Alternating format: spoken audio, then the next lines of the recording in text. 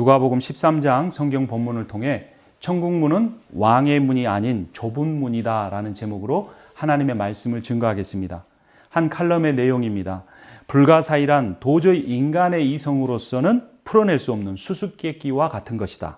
세계 7대 불가사의라는 것은 우리가 잘 아는 이집트의 피라미드를 비롯해서 영국의 솔즈베리 평원에 있는 엄청나게 큰 거석 기념물인 스톤헨지, 또 무려 55.9m나 되는 거대한 석탑이 5m 정도 기울어져 있는데도 무너지지 않는 이탈리아의 피사의 사탑 등을 말한다.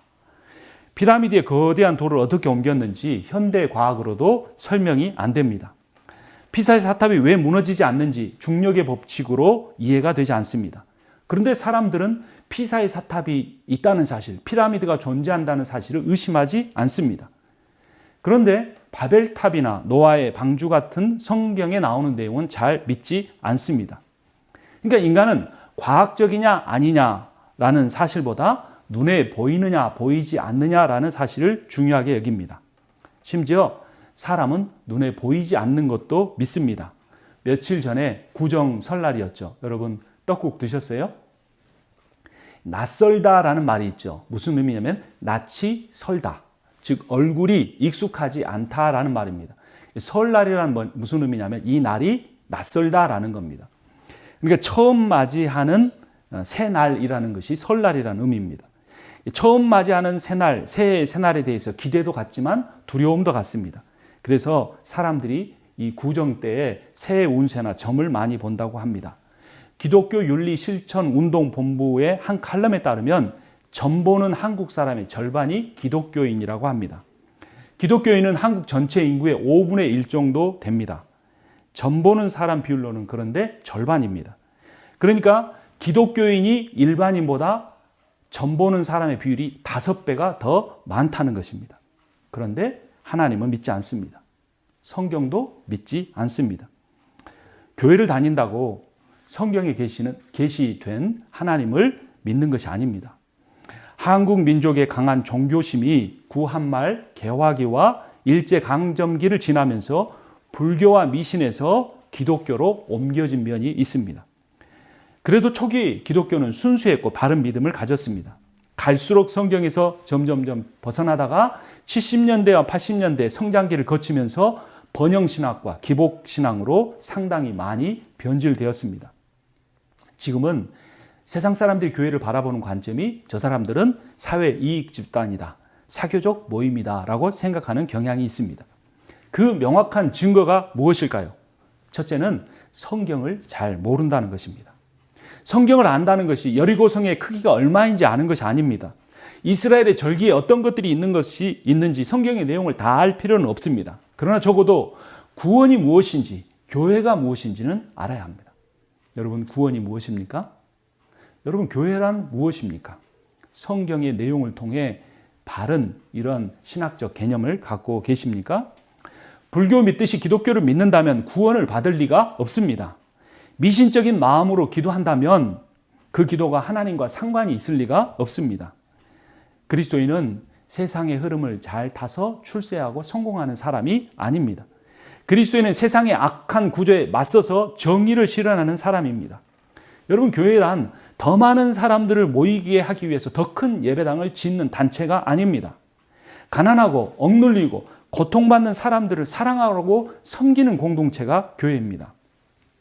지금 코로나 바이러스 사태로 인하여서 한국에서 한국교회가 수많은 비판을 받고 있습니다. 비판을 받는 겉으로 드러난 몇 가지 모습보다 더 염려해야 할 내용들이 있습니다. 그것은 한국교회가 복음으로부터, 구원으로부터 너무나 멀리 떠나 있다는 사실입니다. 믿기만 하면 구원받는다는 그런 사람의 말에 속지 마십시오. 교회에 봉사하면 천국에 상급이 쌓인다는 거짓말에도 현혹되지 마십시오. 직접 성경에 귀를 기울이십시오. 성령의 깨달음을 간절히 구하십시오. 주님, 제가 이 말씀을 지식으로 되지 않고 성경을 통하여 깨닫게 해 주십시오. 구하면 왜 주시지 않으시겠습니까? 영의 눈이 열려야 합니다.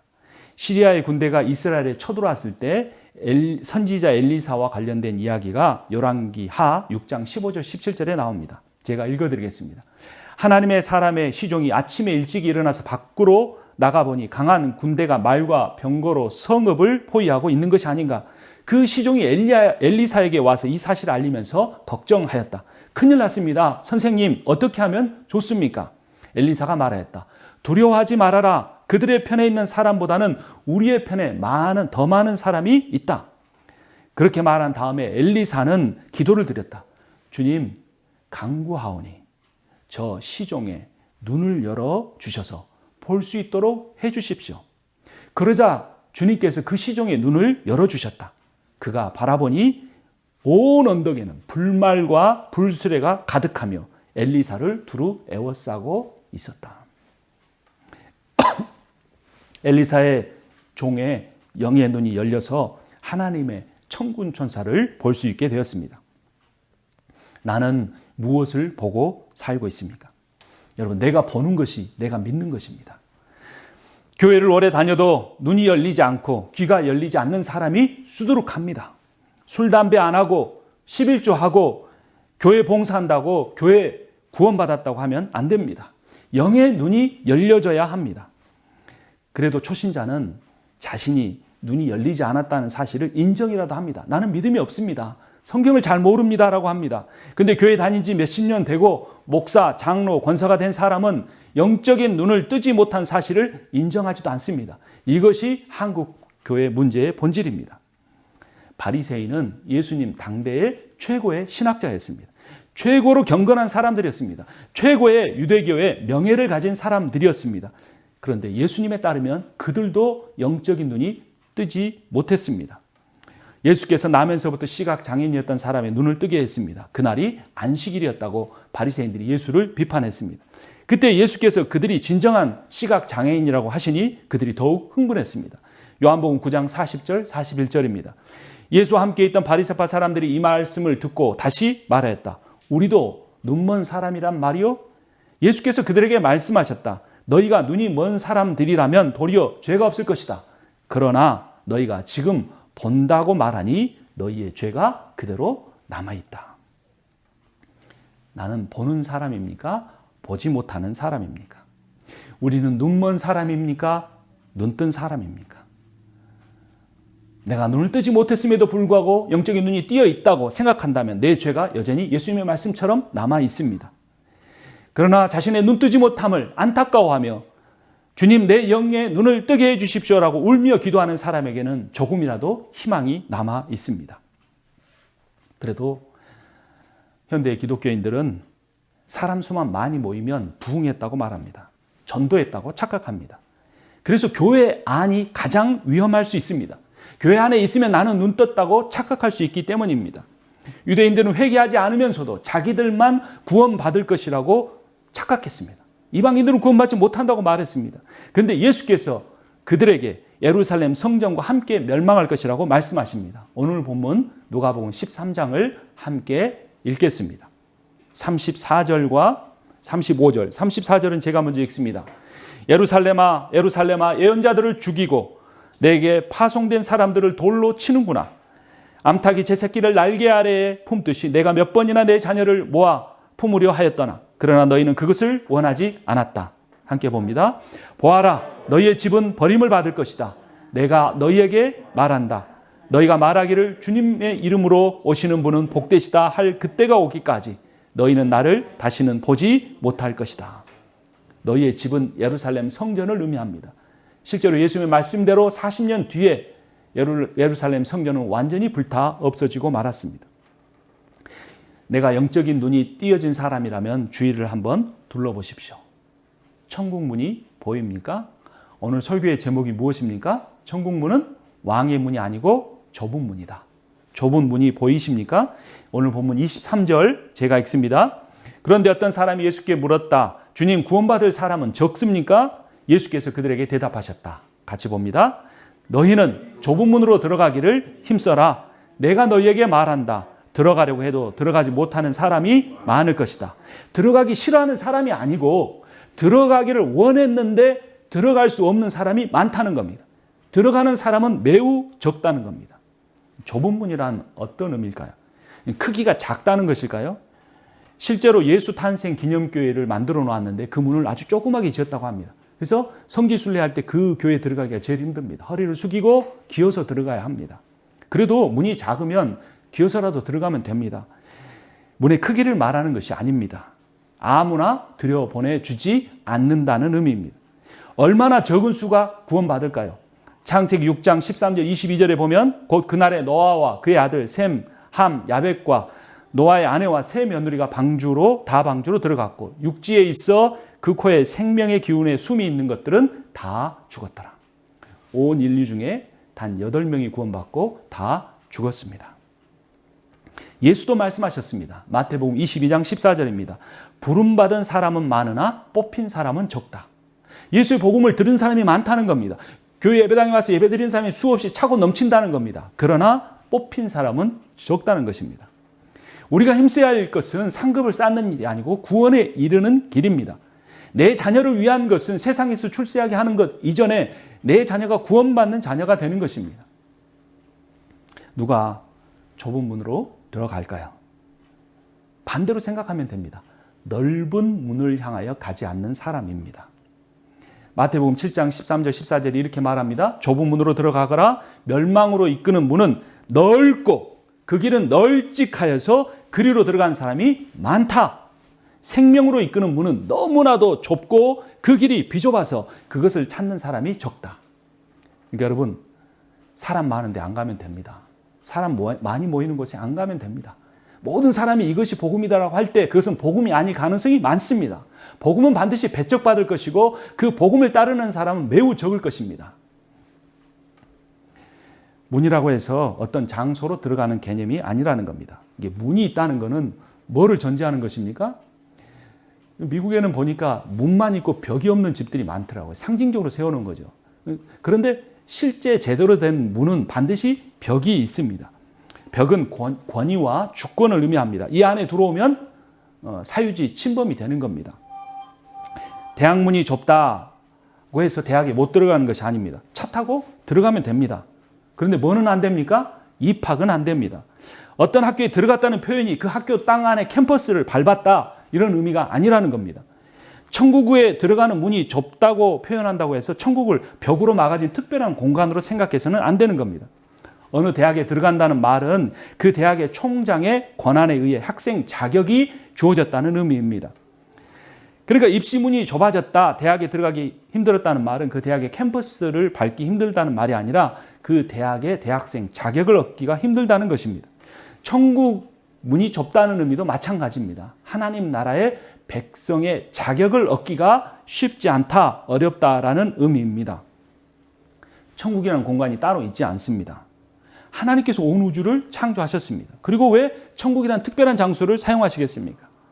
제한되는 장소는 무적행으로 들어갈 사단과 그를 따르는 무리들이 들어갈 무적행입니다. 하나님은 이 지구, 우리가 살고 있는 지구를 포함한 온 우주를 새롭게 하십니다. 그리고 우리가 사는 이 땅이 새하늘과 새 땅, 천국이 될 것입니다. 천국의 좁은 문을 통과한 사람은 천국이란 특별한 공간에 사는 사람이 아닙니다. 우리 주 예수 그리스도와 함께 사는 사람입니다. 날마다 내 삶에서 무엇인가를 결정할 때 나는 종이고 백성이니 내 뜻대로 하지 않고 주님의 뜻대로 묻는 사람이 주님의 백성입니다. 예수님의 말씀을 한번 들어보죠. 오늘 본문 마태복음 23장 13절입니다. 율법학자들과 바리새파 사람들아, 위선자들아, 너희에게 화가 있다. 너희는 사람들이 들어오지 못하도록 하늘나라 문을 닫기 때문이다. 너희는 자기도 들어가지 않고 들어가려고 하는 사람도 들어가지 못하게 하고 있다. 바리새파 사람 앞에서 말씀드린 것처럼 최고의 율법학자들이었습니다. 종교인들이었습니다. 저 같은 목사가 가장 두려워해야 한다는 의미입니다. 소경이 소경을 인도하면 함께 구덩이에 빠질 수 있습니다. 하나님 나라와 구원을 모르는 사람이 교회를 이끌어가면 성도 거의 대부분이 함께 멸망할 수 있습니다. 그런데 바리새인들이 못 들어가는 이유가 무엇일까요? 그것은 교리에 대한 지식을 알므로써 구원을 받으려고 하기 때문입니다.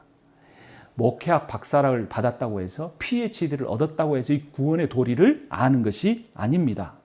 예수님 당시 최고의 신학자들은 바리새인이었는데 누가복음 11장 51절에 보면 너희 율법 교사들에게 바리새인들에게 화가 있다. 너희는 지식의 열쇠를 가로채서 너희 자신도 들어가지 않고 또 들어가려고 하는 사람들도 막았다. 그런데요, 여기서는 지식의 열쇠를 비판적으로 의미하지만 성경의 다른 곳에서는 긍정적으로 이야기합니다. 요한복음 17장 3절입니다. 영생은 오직 한 분이신 참 하나님을 알고 또 아버지께서 보내신 예수 그리스도를 아는 것입니다. 바리새인의 지식과 예수의 아는 것이 어떻게 다를까요? 지식은 사람의 머리로 깨달은 겁니다. 그야말로 아는 것에 불과합니다. 그런데 예수님이 말씀하신 이 암이란 성령의 비추심으로 깨달은 계시, revelation입니다. 사람의 지식과 성령의 계시의 차이입니다. 우리를 향한 사도 바울의 간절한 기도가 에베소서 1장 17절에 18절에 이렇게 기록되어 있습니다. 우리 주 예수 그리스도의 하나님이신 영광의 아버지께서 지혜와 계시의 영을 여러분에게 주셔서 하나님을 알게 하시고, 어떻게 하나님을 알 수 있다고요? 성령이 계시의 영이 돼서 내 안에 들어올 때 알게 된다는 것입니다. 18절에 마음의 눈을 밝혀주셔서 하나님의 부르심에 속한 소망이 무엇이며 성도들에게 베푸시는 하나님의 영광스러운 상속이 얼마나 풍성한지를 여러분이 알게 되기를 바랍니다. 계시의 영이 우리에게 임하면 마음의 눈이 밝혀진다는 겁니다. 그때서 내 인생의 소망이 달라집니다. 비전이 달라집니다. 비전이 바뀌지 않는 사람은 마음의 눈이 열리지 않는 사람입니다.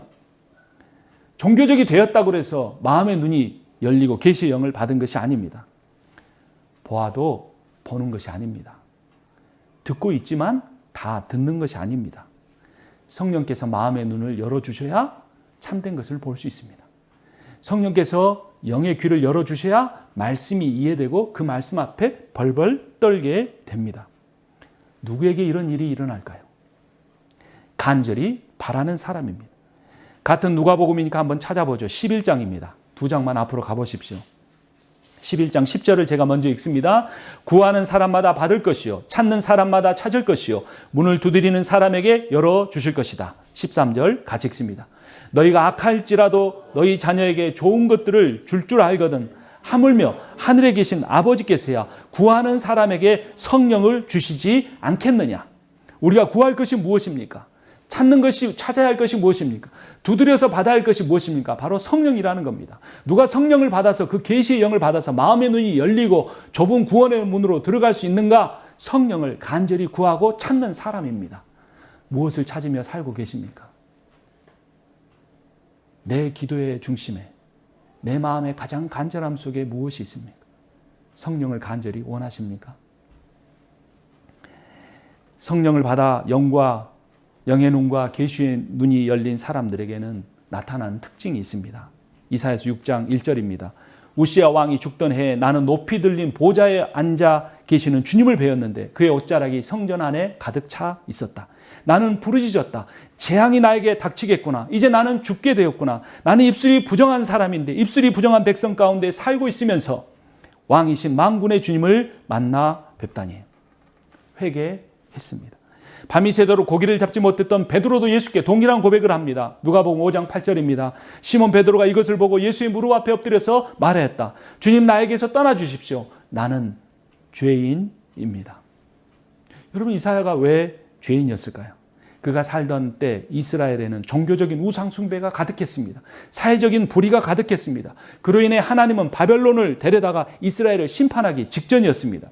그는 주의 영의 도우심으로 자신이 속한 나라가 멸망으로 치닫고 있는 그 영적인 상황을 볼 수 있게 되었습니다.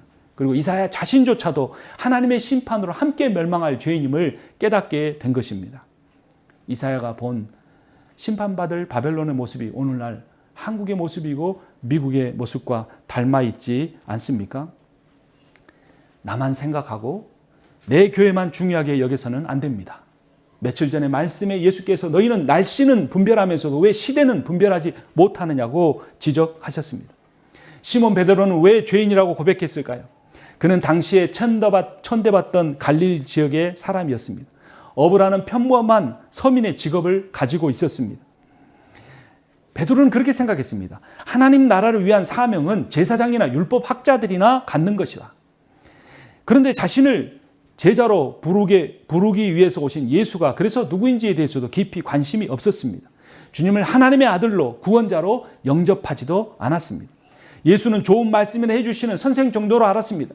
인생이 고달픈데 기도하면 위로해 주시는 분으로 알았습니다. 내가 원하는 소망을 이루어 주시는 분 정도로 알았습니다. 근데 그는 밤이 새도록 고기를 잡지 못하는 인생의 첫 실패의 경험을 통하여 자신이 누구인지 깨달았습니다. 자신은 헛된 소망을 가지고 살아가는, 내 앞에 계시는 주님이 누구신지 알지 못하는 죄인이었던 것입니다. 베드로나 이사야에게는 하나님의 성령이 임했고 그들은 다 같이 자신이 죄인임을 깨닫고 애통해하며 엎드려졌습니다. 기독교의 복음은 내세 신앙이 아니고 후세 신앙이라고 말합니다. 죽음 이후에 천국에 간다는 것이 내세 신앙입니다. 그런데 이 세상이 새롭게 된다, 다음 세상이 온다라고 하는 것을 후세 신앙이라고 합니다. 내세 신앙은 이 세상은 다 멸망하고 없어진다고 생각합니다. 구원받은 사람들은 천국이란 특별한 공간으로 이동하고 이 세상은 불타서 없어진다는 거죠. 근데 후세 신앙은 다릅니다. 현 세상을 보존해야 함을 압니다. 하나님의 사랑과 정의로 새롭게 해야 한다고, 이 세상을 새롭게 해야 한다고 깨닫습니다. 구원받은 사람은 이 세상이 하나님이 다스리는 그러한 세상이 될 수 있도록 하나님의 통치의 영역을 넓혀 갑니다. 내세 신앙은 국가적이거나 국제적인 기독교에 대한 핍박이 있을 때 강력한 능력을 드러내었습니다. 내세 신앙은 죽음의 위협을 이기고 순교의 길을 가게 했습니다. 그런데 신앙의 자유가 보장된 나라에서, 상태에서 내세 신앙을 가지면 교회가 타락하기가 쉽습니다.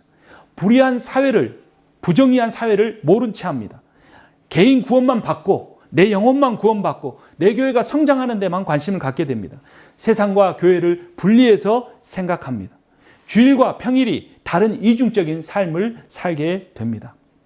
이 세상이 어떻든 상관없고 교리적인 믿음을 내가 알므로써 구원을 받는다고 생각합니다. 자기 개인의 구원, 자기 교회의 성장, 자기 나라의 발전, 경제적인 발전에만 관심을 갖고 그것을 위해서 기도합니다. 교회 예배당 안에 숨어 지내면서 사회 약자의 고통에 대해서 무관심하게 됩니다. 이 교회의 아픔에 대해서, 시련에 대해서 무감각하게 됩니다. 그리스도인이라고 사회생활을 하지 않는 것은 아닙니다. 사회생활을 하면 아픔과 고통이 있기 마련입니다. 그런데 여러분, 그래서 교회 오면 위로받고 싶어 합니다. 양육받고 싶어 합니다. 근데 사람은 절대 돌봄을 받을 때 성장하지 않습니다. 자신의 고통에도 불구하고 다른 사람을 돌아볼 때 성장합니다. 내 믿음도 연약하지 못하지만 더 연약한 믿음 가지고 세상을 향해 치달아 살아가는 사람을 보면 불쌍히 여기고 기도하는 데서부터 구원이 시작된다는 것입니다. 내가 왜 변화되지 않는지 깨달으십시오. 양육하고 섬기고 돌보는 것은 목회자의 영역이다. 그렇게 생각하면 안 되는 것입니다. 고난의 의미를 또한 바로 깨닫지 못하기 때문입니다. 여러분, 기독교인이면 고난을 받지 않아야 한다고 생각합니다. 그래서 내가 고난 없이 살아가면 이전에 고난받을 때와 비교하면서 내가 하나님을 잘 믿는다고 착각하기 쉽습니다. 여러분, 고난의 의미를 바로 깨달아야 합니다. 고난은 형벌이 아닙니다. 고난은 개인적으로 받는 고난은 개인적인 죄의 결과가 아닙니다. 고난은 오히려 사탄의 활동을 보는 영적인 눈을 열어줍니다. 그래서 예수께서 시대의 징조를 분별하라고 말씀하신 것입니다. 오늘 본문 1절 말씀 함께 읽겠습니다. 누가복음 13장 1절입니다. 바로 그때 몇몇 사람이 와서 빌라도가 갈릴리 사람들을 학살해서 그 피를 그들이 바치려던 희생 제물에 섞였다는 사실을 예수께 알려드렸다. 갈릴리 사람들 몇이 로마 총독 빌라도에 끔찍하게 살해되었습니다. 그들의 이런 아뢰문 질문을 담고 있었습니다. 저 사람들이 저렇게 비참하게 죽은 것은 특별한 죄를 지어서 그런 것이지요 라고 한 겁니다. 사람은 죽음에 대한 두려움을 종교적인 교리를 만들어서 애써 잊으려고 하는 것입니다. 종교 교회를 잘 지켜서 저런 끔찍한 일을 당하지 않으려고 하는 것입니다. 여러분, 그런데 교단의 교리를 넘어서서 성경적인 세계관을 가져야 합니다. 사람은 다 죄인입니다. 다른 사람의 큰 불행이나 비극적 죽음은 결코 그의 죄 탓이 아닙니다. 나는 죄가 없으니 그런 일을 겪지 않을 것이라고 안도하지 마십시오. 오히려 인생에서 당하는 어려움을 권선징악의 공식으로 해석되는 일이 문제입니다. 지금은 비극적인 삶을 살아도 그 비극을 통해 해피엔딩의 인생을 누리게 될 사람들이 있습니다. 지금은 너무나 행복하고 너무나 즐겁고 이런 때가 없을 정도라고 느껴지지만 그 끝이 무서운 심판과 영원한 저주 아래 놓일 사람들도 있습니다. 그것을 예수님이 두어 사람에게 말씀하고 계시는 겁니다. 지금 겪는 일에 일희일비하지 마십시오. 인생은 세옹지마라고 합니다. 마지막 심판을 준비해야 합니다.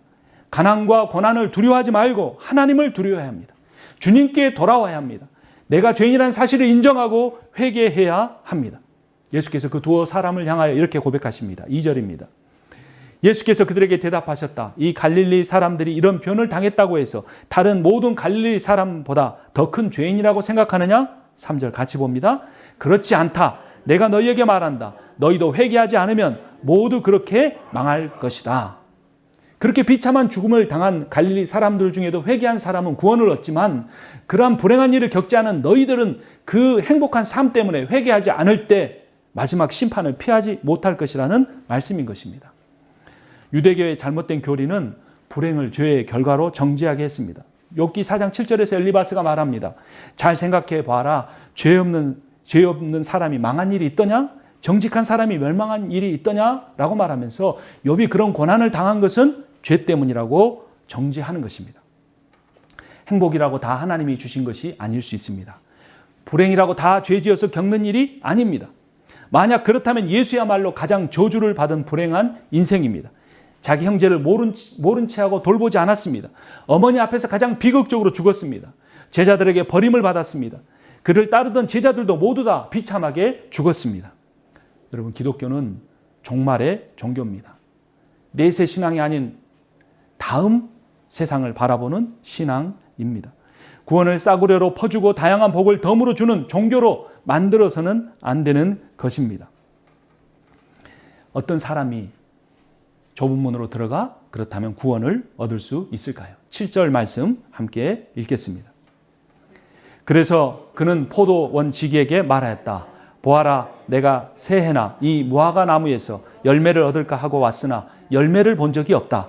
찍어버려라. 무엇 때문에 땅만 버리게 하겠느냐. 나만 받는 이기적인 사랑은 사랑이 아닙니다. 베푸는 자가 없는 사랑은 공허한 메아리에 불과합니다. 하나님은 나에게 그 일을 맡기셨습니다. 왜 나에게 직장을 주시고 왜 나에게 소유를 주시고 왜 나에게 건강을 주셨는지 잘 생각해 봐야 합니다. 구원이란 정의를 실현하는 대사가 되는 것입니다. 구원이란 사랑을 베푸는 사람이 되는 것입니다. 주변에 힘든 사람들을 돌아볼 수 있어야 합니다. 물질적인 가난뿐만 아니라 육체적인 질병뿐만 아니라 무엇보다도 영적으로 시달리고 있는 사람들을 돌볼 수 있어야 합니다. 11절 말씀 제가 읽습니다. 그런데 거기에 18해 동안이나 병마에 시달리고 있는 여자가 있었는데 그는 허리가 굽어 있어서 몸을 조금도 펼 수가 없었다. 예수께서 이 여자를 보시고 가까이 불러서 말씀하시기를 여자야 너는 병에서 풀려났다 하시고 13절 같이 읽습니다. 그 여자에게 손을 얹으셨다. 그러자 그 여자는 곧 허리를 펴고 하나님께 영광을 돌렸다. 예수는 이 여자를 안식일에 고침으로써 핍박받을 것을 아셨습니다. 14절입니다. 그런데 회당장은 예수께서 안식일에 병을 고치신 것에 분개하여 우리에게 말하였다. 일을 해야 할 날이 엿새나 있으니 엿새 가운데서 어느 날에서든지 와서 고침을 받으시오. 그러나 안식일에는 그렇게 하지 마시오. 31절 말씀 봅니다. 바로 그때 몇몇 바리새파 사람들이 다가와서 예수께 말하였다. 여기에서 떠나가십시오. 헤롯 왕이 당신을 죽이고자 합니다. 33절 함께 읽습니다. 그러나 오늘 또 내일 또 그 다음 날도 나는 내 길을 가야 하겠다. 예언자가 예루살렘이 아닌 다른 곳에서는 죽을 수 없기 때문이다. 안식일에 18년 동안 고통받던 여인을 치유함으로 핍박받는 것뿐만 아니라 자신의 마지막이 십자가의 순교인 줄 알면서도 예수께서는 그 길을 간 것입니다. 이것이 바른 복음입니다. 복음은 하나님께 돌아오는 것입니다. 하나님과의 관계를 회복하는 것입니다. 관계가 회복된 사람에게는 앞에서 살펴본 대로 증거가 있습니다. 열매가 있습니다. 요한복음 15장 5절이 말해줍니다. 나는 포도나무요 너희는 가지이다. 사람이 내 안에 머물고 내가 그 안에 머물러 있으면 그는 많은 열매를 맺는다. 너희는 나를 떠나서는 아무것도. 하나님은 여러분을 사랑하십니다. 하나님은 언제나 여러분들과 함께 거하기를 원하십니다. 우리가 원하기만 하면, 주님이 우리를 향하여 늘 펴고 계신 그 손을 붙잡기만 하면 주님은 가지가 돼요. 우리의 인생에, 우리의 가정에, 우리의 교회에 분명히 열매를 맺게 하실 것입니다. 그것은 사람의 노력으로 절대 될 수 없는 것입니다. 성경을 아무리 많이 배워도, 교회를 십수년 다녀도 되지 않는 일입니다. 오직 지혜의 영과 계시의 영이 우리에게 임할 때만 이루어지는 일입니다. 그 계시의 영, 지혜의 영, 마음의 영의 눈을 열어주는 존재가 성령인데, 누가 그 성령을 받을 수 있습니까? 구하고 찾고 두드리는 사람입니다. 우리가 아무런 능력이 없어도, 우리가 수십 번, 수백 번, 수천 번 실패했어도 우리가 원하면 성령이 우리 안에 충만하게 임재하실 것입니다. 성령이 우리 교회 안에 충만히 역사하실 것입니다. 그전에는 파편적 지식으로 머물던 그 성경의 내용들이 성령을 통할 때 그것이 그 조각조각이 맞추어지면서 이 세상이 어떻게 움직여지고 있는지 볼 수 있는 영적인 눈을 뜨게 해 줄 것입니다. 그런 믿음을 가지고 이 마지막 시대를 살아가는 여러분과 제가 되기를 주님의 이름으로 축원합니다. 기도하겠습니다. 주님, 오늘 말씀을 증거한 저부터가 좁은 문으로 가기보다 왕의 문으로 들어가려고 합니다. 가정에서 왕이 되려고 했습니다. 교회에서도 왕이 되려고 했습니다. 주님, 사회에서도 그러한 마음을 가지고 있습니다. 하나님, 오늘 말씀을 통하여 다시 한번 베드로처럼 주님 앞에 무릎을 꿇습니다. 저는 죄인입니다. 주님, 불쌍히 여겨 주시옵소서. 지혜의 영, 계시의 영을 부어주시사 마음의 눈이 열려 주님의 일하심을 보게 하여 주시옵소서. 저만 아니라 우리 가정이 그런 주님의 영에 붙잡힌 가정이 되게 하시고, 우리 섬김의 교회가 그런 교회가 되게 하여 주시옵소서. 섬김의 교회는 왕이 없으며 오직 주님만을 왕으로 섬기며 서로 섬기며 사랑하는 교회가 되게 하여 주시옵소서. 지금은 저희 교회가 부족하지만 저희 교회만을 바라보지 아니하며 이 지역의 다른 연약한 교회들을 돌아보며 연합하며 함께 하나님 나라를 확장시켜 가게 하여 주시옵소서. 예수 그리스도의 이름으로 기도합니다. 아멘.